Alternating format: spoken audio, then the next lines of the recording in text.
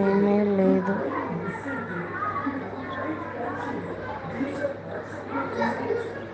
అవునా? అయ్యో, అయ్యయ్యో,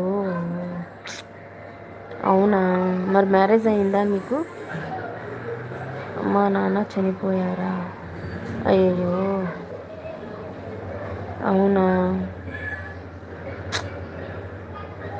మరి ఎక్కడుంటారండి? ఎక్కడి నుంచి చూస్తున్నారు లైవ్ నాది? మాదైతే విజయవాడ. మీరు ఎక్కడి నుంచి చూస్తున్నారు లైవ్? బాధపడకండి, బాధపడకండి.